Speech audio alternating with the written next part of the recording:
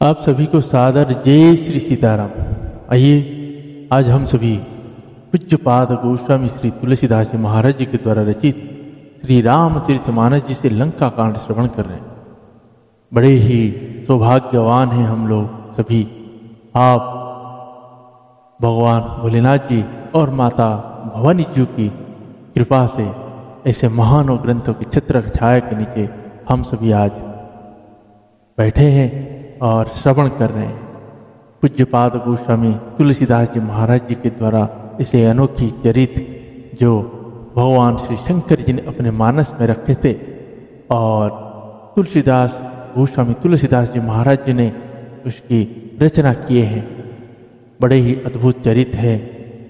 सभी श्री राम जी के बाल लीला से लेके रावण के वध, राम राज्य स्थापना तक का पूरी चरित्र को हम सभी गा रहे हैं और श्रवण कर रहे हैं। आज अयोध्या में श्री रघुनाथ जी पूरे परिवार समेत विराजमान हो चुके हैं और राम राज्य की नींव डालना शुरू कर दिए हैं। इसीलिए हम सभी हर एक प्राणी का उतना योगदान हो, क्योंकि जब अयोध्या में श्री रघुनाथ जी आ चुके हैं, उनकी उस आगमन के स्वागत में हम अपने अपने एरिया, कॉलोनी या अपने जिला, अपने गांव में भगवान की कृपा है। उनकी कृपा में यहाँ राम राज्य में हर कोई प्राणी, हर कोई छोटे से छोटा जीव, बड़े से बड़ा जीव बहुत ही खुशी रहता है। उसका खुशी का कारण हर कोई एक दूसरे का सहायता से होता है। तो इसीलिए आप सभी को यही कहूँगा कि बेजुबान जीवों के प्रति अत्याचार ना करिए, उनकी देखभाल करिए, उनके प्रति अपनी आदर सत्कार बढ़ा दीजिए। गौ माताएं भूखे प्यासे रह जाती है, किसी को नहीं बोलता, हर किसी के द्वार में जाती है, खड़ी रहती है। जिसने जो दिया खाया निकल गया और नहीं दिया तो भी वो चला गया। इसीलिए उन बेजुबान जीवों के प्रति आपका जो कर्तव्य है उसको समझे और उनकी सेवा आदर करिए। उनको कुछ नहीं चाहिए होता है, भोजन चाहिए होता है। इसीलिए उनकी भोजन की व्यवस्था, जैसे गौ माताएं, नंदी भगवान, उनकी भोजन की व्यवस्था खुद को करिए। जिसे महाराज श्री कहते हैं, दैनिक अगर आप 10-10 रुपये भी रखेंगे तो आप महीने में 300 रुपये हो जाता है। अब सोचिए 10 रुपये में आप किधर किधर क्या कर देते हैं। अगर हर एक लोग ऐसे करे, अपने घर के आगे गो भोज रखे या एक कॉलोनी में मिल के सभी लोग हफ्ते में एक बार, या अगर सब सक्षम हैं तो दैनिक गो भोज रखें, तो उस कॉलोनी के आसपास जितने भी बेजुबान जीव घूम रहे होंगे, उनकी जो आशीर्वाद निकलेगा, वो आशीर्वाद में हर कोई सुखी हो जाएगा। सुखी वही होता है जो शांति में रहता है, और शांति तभी आता है जब ईश्वर की कृपा होता है। और ईश्वर तब कृपा करेंगे जब आप ऐसे अपने आप को उन बेजुबान जीवों के कल्याण में और परमार्थ में आप लगाओ। तो इसीलिए उन बेजुबान जीवों की ओर कल्याणकारी कर्म करिए और उनके प्रति जो भावनाएं हैं, सद्भावनाएं रखिए। गाड़ी जब चलाते हैं, अगर आपसे गलती से भी कहीं एक्सीडेंट हो जाता है, किसी नंदी भगवान, गौ माता, कुत्ते, बिल्ली, कोई से भी जीव, इंसान, तो आप वहाँ रुकिए, डर के मत जाइए, आप वहाँ रुकिए। अगर बेजुबान जीव है तो उसको हॉस्पिटल पहुंचाने का काम करिए, उतना करिए। वो माता है, वो नंदी भगवान है, श्राप नहीं देते हैं, लेकिन अपने आप लगता है। फिर आप ज़्यादा दिन के लिए आगे अपने खुद को विचार नहीं कर सकते। उनकी श्राप बहुत तेज होता है और वो लगता है, वो खुद देती नहीं है, लेकिन उनके लिए भगवान ईश्वर ने खुद आपको दे देती है। तो इसीलिए वो श्राप से अगर आप बचना चाहते हैं तो जहाँ एक्सीडेंट होता है आप वहाँ तुरंत रुकिए, उसकी इलाज कराइए, ताकि वो गौ माता भी यही समझे और भगवान भी यही समझे गलती से हो गया है, लेकिन उसने उसका सेवा तो किया ना। तो इसीलिए आप वहाँ रुकिए, रुक के करिए। और आप सभी को ही कहूँगा, अगर आप चले भी जाते हैं, सोचिए उस गौ माता उस रोड पे पड़े हुए तड़पता रहेगा, कौन है उसका? हम ही सब तो है उन्हीं का। अगर हम ही सब उसको मुंह फेरते हुए चले जाएंगे तो क्या करेंगे? इसीलिए उनकी सेवा अपने से ज़्यादा करिए। श्री रामचरितमानस में लिखा गया है, गौ माता और स्त्री ये जब विपत्ति में है, इनके लिए अगर आपके प्राण भी चला जाता है तो भी आपको पीछे नहीं हटना चाहिए। इसलिए गौ माता के प्रति आदर और बढ़ाइए, उनके प्रति सेवा भाव को बढ़ाइए, दुगना करिए। हर किसी को, अगर आप लोग हमारी इस वीडियो को सुन रहे हैं और देख रहे हैं, तो आपसे विनम्रता से यही निवेदन है कि वीडियो को ज़्यादा से ज़्यादा लोगों तक पहुंचाइए, ताकि इन बेजुबान जीवों के ऊपर जो क्रूरता हो रहा है वो बंद हो सके। सरकार के खिलाफ या किसी के खिलाफ हमें नहीं जाना है, खुद को अपने स्वयं का संकल्प लेके ऐसे जीवों की रक्षा करना हमारा उत्तरदायित्व और यही हमारा धर्म होना चाहिए। आइए आज हम सभी भगवान श्री रघुनाथ जी के चरणों में यही विनती करके नमन करते हैं, हे रघुनाथ जी, आप भले ही अयोध्या में विराजमान हो चुके हैं, लेकिन आपके इस चरणों के दर्शन के लिए हमें इन गौ माताओं की सेवा हम आप ही का ही सेवा समझेंगे। आइए ऐसे भाव से उन सभी बेजुबान जीवों की रक्षा करेंगे। जय श्री सीताराम। आइए आज के प्रसंग को हम प्रारंभ करते हैं। उससे पहले भगवान श्री रघुनाथ जी और माता जानकी जी के चरणों में प्रार्थना करते हैं। जय श्री सीताराम। सीताराम चरण रति मोरे, अनुदीन बढ़ाऊ अनुग्रह तोरे। सीताराम चरण रति मोरे, अनुदीन बढ़ाऊ अनुग्रह तोरे। जेहि विधि नाथ होई हित मोरा, जेहि विधि नाथ होई हित मोरा। करहूँ सुबेगी में दास हूँ तोरा, करहूँ सुबेगी में दास हूँ तोरा। श्री राम जय राम जय जय राम, श्री राम जय राम जय जय राम। श्री राम जय राम जय जय राम, श्री राम जय राम जय जय राम। श्री राम जय राम जय जय राम, श्री राम जय राम जय जय राम। श्री राम जय राम जय जय राम। श्री श्यावर रामचंद्र भगवान की जय। श्री बालकृष्ण भगवान की जय। श्री उमापति महादेव की जय। श्री पवन सुत हनुमान की जय। पूज्यपाद गोस्वामी श्री तुलसीदास जी महाराज की जय। आज की आनंद की जय। श्री रामचरितमानस भगवान की जय। गुरुदेव भगवान की जय। ओम नमः पार्वती पतये हर हर महादेव।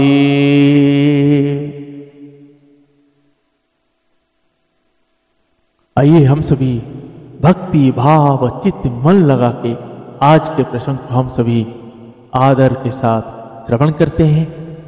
जय श्री सीताराम।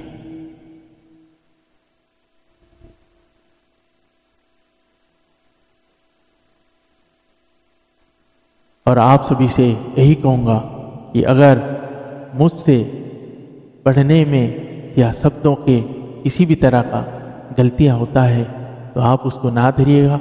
स्वयं भगवान शंकर जी की आशीर्वाद से जो हम आपको सुना पा रहे हैं वही हमारे पास उतना ही है। हमें उतना ज्ञान नहीं है, ना हमें उतना जानकारी है। हम बस भगवान श्री रघुनाथ जी को और भगवान श्री शंकर जी के चरण में यह अर्पित है। उन्हीं की कृपा से आपके कर्ण तक पहुंचाने का सौभाग्य मिला है। जय श्री सीताराम।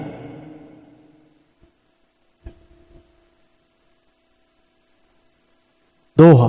एहि विधि करत विनोद बहु प्रात प्रगट दसकंध सहज असंक लंकपति सवा गयो मद अंध। इस प्रकार अज्ञान वश बहुत से विनोद करते हुए रावण को सवेरा हो गया। तब स्वभाव से ही निडर और घमंड में अंधा लंकापति सभा में गया।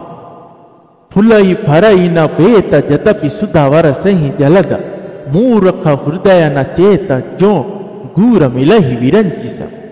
यद्यपि बादल अमृत सा जल बरसाते हैं तो भी बेत फुलता फलता नहीं।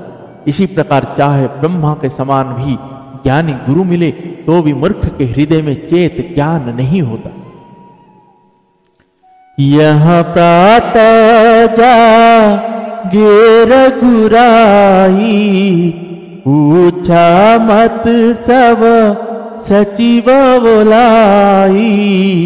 कहूँ बेगी का करिया उपाई जामवंत कह पद सिरुनाई। सुनु सर्वज्ञ सकल उरवासी बुद्धि बल तेज धर्म गुण राशि। मंत्र कहूँ निज मति अनुसारा दूत पठाइय बाली कुमारा। नीक मंत्र सब के मन माना अंगद सन कह कृपा निधाना। बालित नय बुद्धि बल गुण धामा लंका जहूता तमाम कामा। बहुत बुझाई तुम ही का कहूँ परम चतुर में जानत आहूँ। काज हमारा तासुहित होई रिपुसन करहूँ बत कहि सोई। रिपुसन करहूँ बत कहि सोई। श्री श्यावर रामचंद्र भगवान की जय। यहाँ सुबेल पर्वत पर प्रातः काल श्री रघुनाथ जी जागे और उन्होंने सब मंत्रियों को बुलाकर सलाह पूछी कि शीघ्र बताइए अब क्या उपाय करने चाहिए। जाम्बा ने श्री राम जी के चरणों में सिर नवाकर कहा, हे सर्वज्ञ, सब कुछ जानने वाले हैं, सबके हृदय में बसने वाले अंतर्यामी है। बुद्धि बल तेज धर्म और गुणों की राशि सुनिए। मैं अपनी बुद्धि के अनुसार सलाह देता हूँ कि बाली कुमार अंगद को दूत बनाकर भेजा जाए। यह अच्छी सलाह सबके मन में जच गई। कृपा के निधान श्री राम जी ने अंगद से कहा, हे बाल, बल बुद्धि और गुणों के धाम बाली पुत्र हे तात, तुम मेरे काम के लिए लंका जाओ। तुमको बहुत समझाकर क्या कहूं, मैं जानता हूं तुम परम चतुर हो। शत्रु से वही बातचीत करना जिसमें हमारा काम हो और उसका कल्याण हो। प्रभु आज्ञा धरि शीश चरण बंदी अंगद उठेऊ। सोई गुण सागर इस राम कृपा जा पर करहूं। प्रभु की आज्ञा सिर चढ़ाकर और उनके चरणों की वंदना करके अंगद जी उठे और बोले, हे भगवान श्री राम जी, आप जिस पर कृपा करें वही गुणों का समुद्र हो जाता है। स्वयं सिद्ध सब काज नाथ मोहि आदरु देव, अस विचारी युवराज तन पुलकित हर्षित हियो। स्वामी के सब कार्य अपने आप सिद्ध है, यह तो प्रभु ने मुझको आदर दिया है जो मुझे अपने कार्य पर भेज रहे हैं। ऐसा विचार कर युवराज अंगद का हृदय हर्षित और शरीर पुलकित हो गया। बंदी चरण उरा धरि प्रभुताई, अंगद चले सबहि सिरुनाई। प्रभु प्रताप सहज शंका, रनवांकुरा बाली सुतवंका। पुर पेठ तरा वन कर बेटा, खेलत रहासु होई ग भेटा। बात ही बात करश बढ़ियाई, जुगल तुलवल पुनि तरुणाई। तेहि अंगद कहुलात उठाई, गही पद पटके भूमि भवाई। निशिचरनी कर देखी भट भारी, जहाँ तहाँ चले न सकहीं पुकारी। एक एक सन मरमुन कहाही, समुझिता सुवध चुप करी रहाही। भयहु कोलाहल नगर मझारी, आवा कपीलं काज ही जारी। अवधो कहा करी ही कर तारा, अति सभिता सब करही विचारा। बिनु पूछे मगु देहि दिखाई, जेहि बिलोक सोई जाई सुखाई। जेहि बिलोक सोई जाई सुखाई। श्री श्यावर रामचंद्र भगवान की जय। चरणों की वंदना करके और भगवान की प्रभुता हृदय में धरकर अंगद सबको सिर नवाकर चले। प्रभु के प्रताप को हृदय में धारण किए हुए रणवांकुर वीर बाली पुत्र स्वाभाविक ही निर्भय है। लंका में प्रवेश करते ही रावण के पुत्र से भेंट हो गई।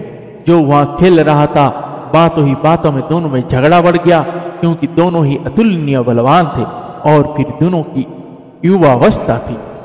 उसने अंगद पर लात उठाई। अंगद ने वही पैर पकड़कर उसे घुमाकर जमीन पर दे पटका मार गिराया।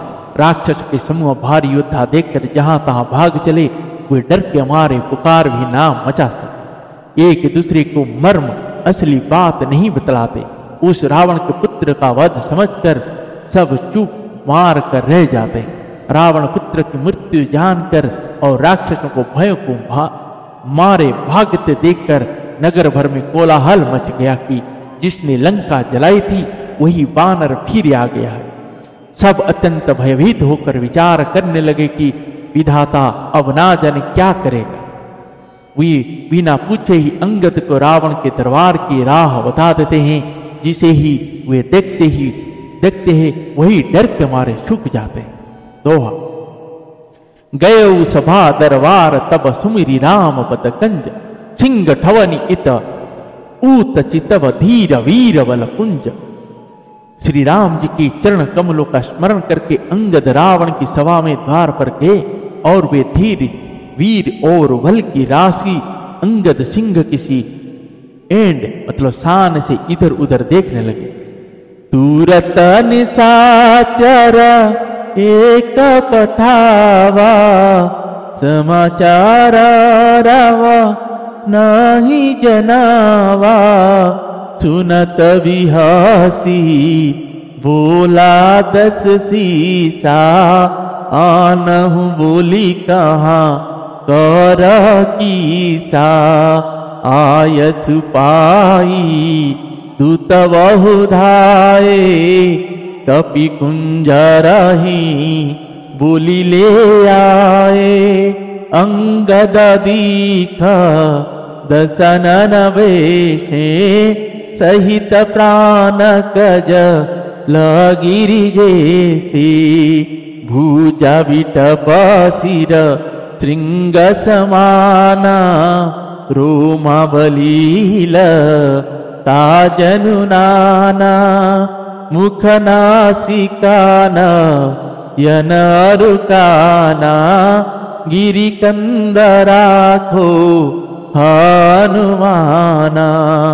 गयहूँ सभा मन नेकुन मूरा बालित नयति बलवांकुरा। उठे सभासद कपि कहूँ देखी रावण उरभा क्रोध विशेषी। रावण उरभा क्रोध विशेषी। श्री सियावर रामचंद्र भगवान की जय। तुरंत ही उन्होंने राक्षसों को भेजा और रावण को अपने आने का समाचार सूचित किया। सुनते ही रावण हंसकर बोला, बुला लाओ, देखे कहाँ का बंदर है। आज्ञा पकड़ बहुत से दूत दौड़े और बानरों में हाथी के समान अंगद को बुला ला। जगत अंगद ने रावण को ऐसे बैठे हुए दिखा जैसे कोई प्राण युक्त सजीव काजल का पहाड़ हो। भुजाएं वृक्ष के और सिर पर्वत के शिखरों के समान है। रोमावली मानो बहुत सी लताएं हैं। मुंह, नाक, नेत्र और कान पर्वत की कंदराओं और खोह के बराबर है। अत्यंत बलवान वाक्य वीर बलिपुत्र अंगद सभा में गए। वे मन में जरा भी नहीं झिझके। अंगद को देखते ही सब सभासद उठ खड़े हुए। यह देखकर रावण के हृदय में बड़ा क्रोध हुआ। जथा मत्त गज जूथ महु पंचानन चली जाय। राम प्रताप सुमिरि मन बैठ सभा सिरुना।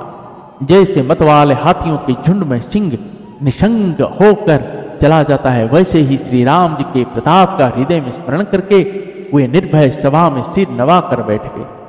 कह दस कंथा कवन ते बंदर मेर रघुवीर दूत दस कंदर।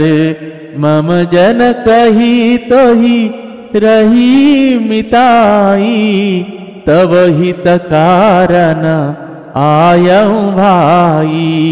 उत्तम कुलपु लस्ति करनाती शिव विरंची पूजेहु बहु भांति। बर पायहूँ की नेहु सब काजा जीते हु लोकपाल सब राजा। नृपाभिमान मोहवश किंबा हरियाणी हूँ सीता जगदम्बा। अब शुभ कहा सुनहु तुम मोरा सब अपराध क्षमी प्रभु तोरा। दसन गहु तृण कंठ कुठारी परिजन सहित संग निज नारी। सादर जनक सुता करियागे एहि विधि चलहु सकल भय त्यागे। एहि विधि चलहु सकल भय त्यागे। श्री सियावर रामचंद्र भगवान की जय। रावण ने कहा, अरे बंदर तू कौन है? अंगद ने कहा, हे दशग्रीव, मैं श्री रघुवीर का दूत हूँ। मेरे पिता से और तुमसे मित्रता थी, इसीलिए हे भाई मैं तुम्हारी भलाई के लिए ही आया हूँ। तुम्हारा उत्तम कुल है, पुलस्त्य ऋषि के तुम पौत्र हो। शंकर जी के और ब्रह्मा जी की तुमने बहुत प्रकार से पूजा की है, उनसे वर पाए हैं और सब काम सिद्ध किए हैं। लोकपालों और सब राजाओं को तुमने जीत लिया है। राम राज मद से या मोह बस तुम जगत जननी माता सीता जी को हर लाए हो। अब तुम मेरे शुभ वचन, मेरे हित भरी सलाह सुन, उसके अनुसार चलने से प्रभु श्री राम जी तुम्हारे सब अपराध क्षमा कर दे।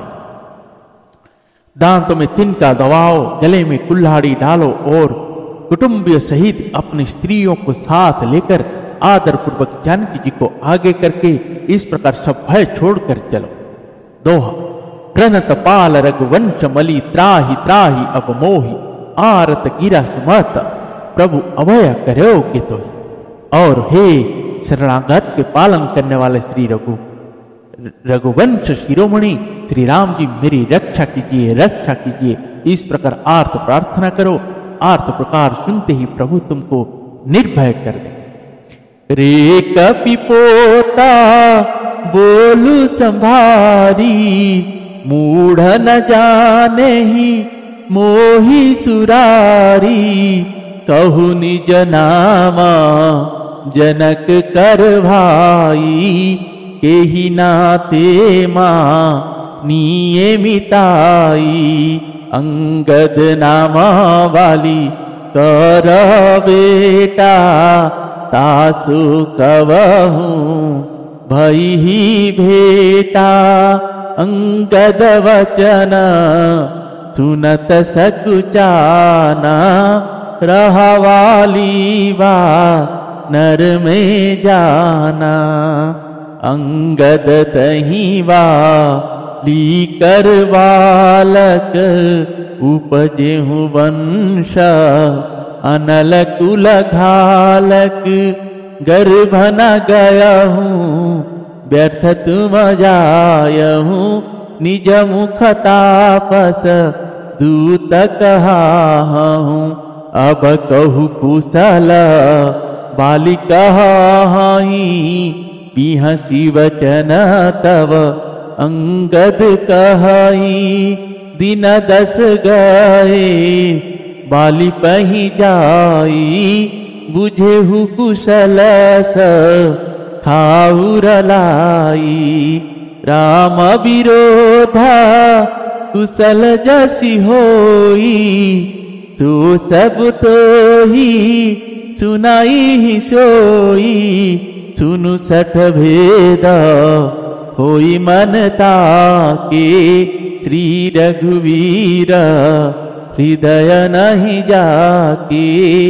श्री रघुवीर हृदय नहीं जाके। श्री श्यावर रामचंद्र भगवान की जय। रावण ने कहा, अरे बंदर के बच्चे संभाल कर बोल, मूर्ख, मुझ देवताओं के शत्रु को तूने जाना नहीं। अरे भाई, अपना और अपना बाप का नाम तो बता, किस नाते से मित्रता मानता है। अंगद ने कहा, मेरा नाम अंगद है, मैं वाली का पुत्र हूं, उनसे कभी तुम्हारी भेंट हुई थी।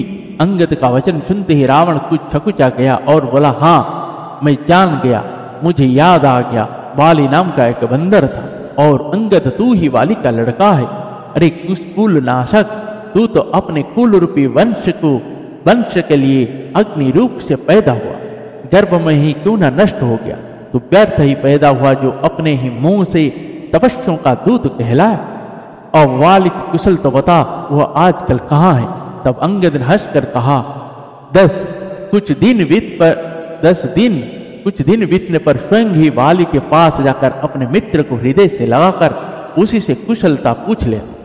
श्री राम जी से विरोध करने पर जैसी कुशलता होती है वह सब तुमको वे सुनावेंगे। हे मूर्ख सुन, भेद उसी के मन में पड़ सकता है, भेद नीति उसी पर अपना प्रभाव डाल सकती है जिसके हृदय में श्री रघुवीर ना हो।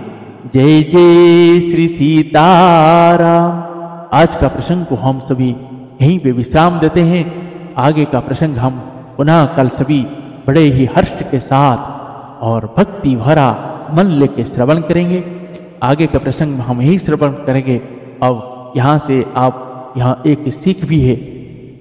जब रावण ने देखा कि बाली का पुत्र अंगद है, अब बाली अंगद को उन्होंने लालच देना शुरू किया, मतलब अपने बाप की तरफ से भड़काना शुरू किया।